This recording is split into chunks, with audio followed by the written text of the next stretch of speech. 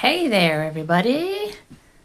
I hope everyone is grabbing lunch, and if you're on, I guess, a normal schedule, you're able to grab some lunch. And if you're like me, it seems like half the time if I'm eating breakfast or lunch, I'm also scrolling on Facebook. So hope that's some of you guys today. If it is, totally jump online and tell me, like, maybe. Hey there, everybody. Ooh, there's my own voice. That's just weird.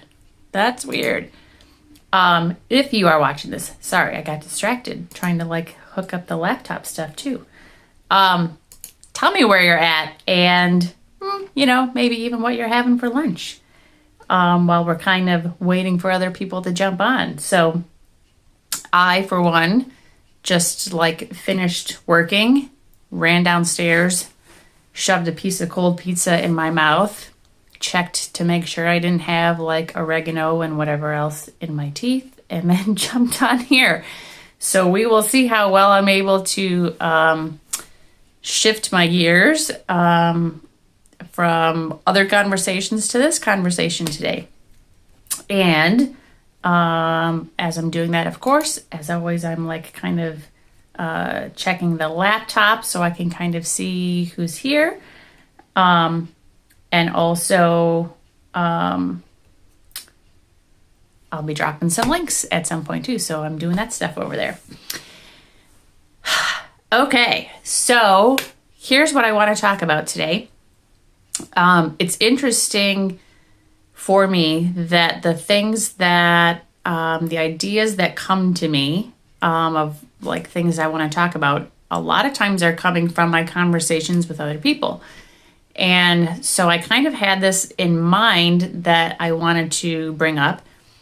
And then the cool way that the universe works is, I started with an idea, and then it's weird that this topic was kept coming up and presenting itself again with new pieces of information. So to me, that feels like a really cool validation of yep, this is what we're talking about today. So here's what we're talking about today. I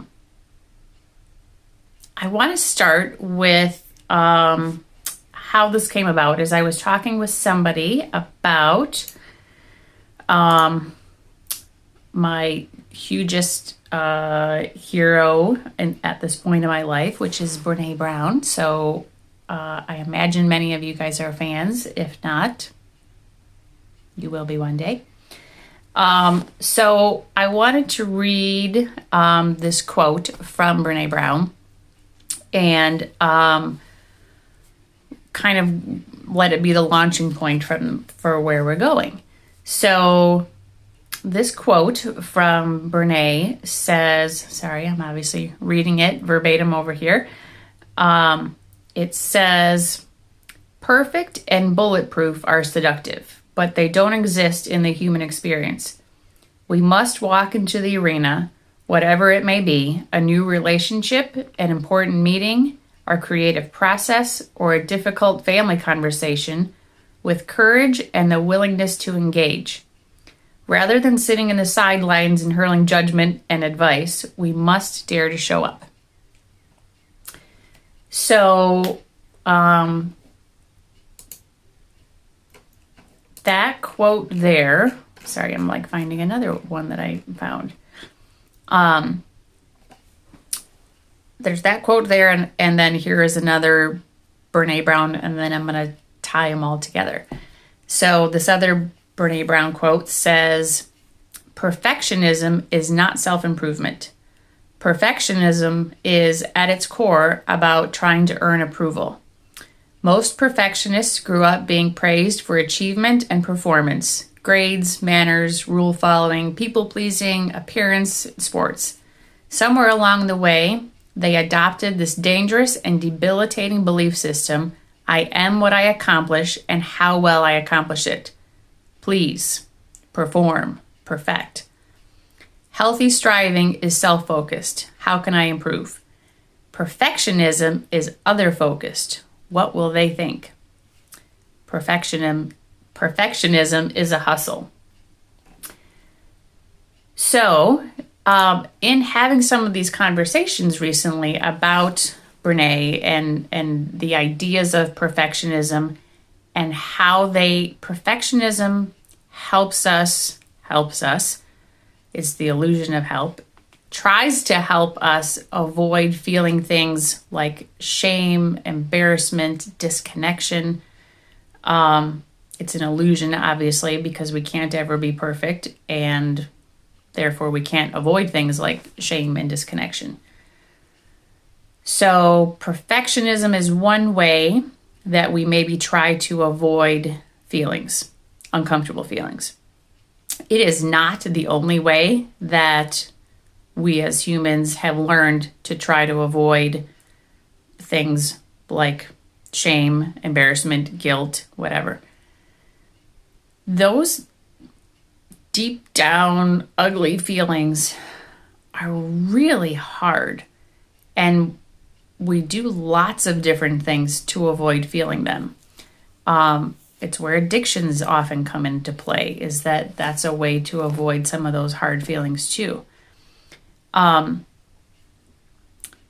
our efforts to avoid feeling those feelings, we end up creating more problems. We create things like addictions. We create things like disconnected relationships, lots of internal stress, lots of body stress related to the internal stress, right? So none of this is like super new information. If you've, again, read any of Brene Brown's stuff or followed anything like her, like this isn't super new information. Here's the little twist that sort of came to me this week. So just like perfectionism or things like addictions of all kinds would sort of help us to avoid the uncomfortable feelings, I want to bring in a tie with like the law of attraction. So law of attraction, for those of you that don't know, is the belief that what we put out there is what we attract more back to us. So let's think about this. If the energy that I'm putting out into the universe is saying, I don't want to have to feel uncomfortable feelings, I would like things to distract me or prevent me from having to feel deep down feelings. If that is the energy that I am not purposefully, I'm not like sitting down and writing a, request letter to the universe, but the way that the law of attraction works is it is energy, whether we mean it to be or not. It is our thought patterns, it's our emotional patterns. It's happening all the time, whether we want it to or not. So if the energy that I'm putting out there is, I don't want to have to feel these deep down feelings, I would like things to distract me from having to feel those feelings, the universe responds to that in kind of an interesting and mixed up way, right? So what I'm noticing is, if that is the emotion that we're putting out, what I'm seeing happening a lot is what comes back from the universe is lots of distractions, right? But the distractions, a lot of times, they are distracting us kind of from feeling some of those deep down feelings that we've been holding on to for a long time. And at the same time, they are triggering some of those old feelings from before. So it's kind of, the universe is returning to us an interesting mix of distraction, but also like we're going to poke at you to kind of make you work through this stuff that you're saying that you don't want to work through. So here's how I am like witnessing it showing up for people. Some of the people that maybe don't want to feel the deep down ugly feelings are being hit with like things going wrong with their houses, or health problems in family members that are requiring like attention, or someone was talking about like, oh, all of a sudden my kid's carpool got shifted and now I got to scramble and figure that out. So it's interesting, like, as I'm sure we've all encountered before, like where we seem to have segments in our lives of like, it is one thing after another. How come I keep getting like one thing after another? It's not because God hates you or the universe hates you. We do want to give pause to it though and start to think about, why am I encountering one thing after another, right?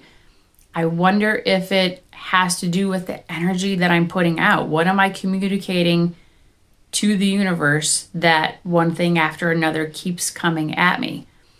So if we are putting out this energy that says, I don't want to have to feel deep down ugly feelings, and also there's some part of probably my soul that knows I probably have to learn how to do that, isn't it interesting that the universe is responding with these things that are distractions, but they're also kind of poking at us?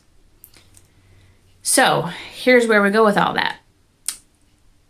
If we notice that we keep getting hit with thing after thing after thing after thing, we might want to give pause and say, okay, let me tune in a little bit. What is going on with me? Is there things that I need to be dealing with that I'm avoiding because they're hard? Are there things that are being brought up to the surface because now is maybe the right time to bring healing to them, even though, again, it's hard? I wonder what happens if I start addressing those things a little bit more head on and with love.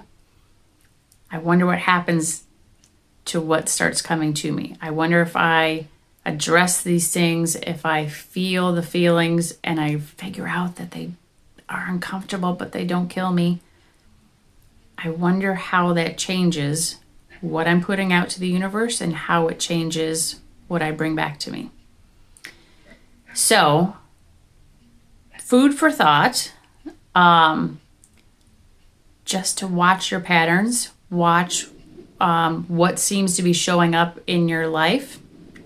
In about 2 seconds, you're going to maybe hear my dog barking like a crazy dog. So there's that. Pay attention to the patterns that are showing up. And even though our gut instinct a lot of time is to try to back away from them, they're uncomfortable, like move away. Let's all be a little bit courageous and curious about what happens when I lean into those feelings instead of moving away from them. So that is my little lunchtime lesson for today. I am trying to do these kind of like quick and short and to the point. We'll see how successful that is.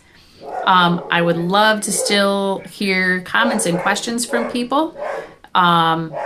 If you're watching this on replay, like totally, I love even just when you put in like replay or I watched it on replay, and still ask questions because I'm keeping this posted on my page for a while.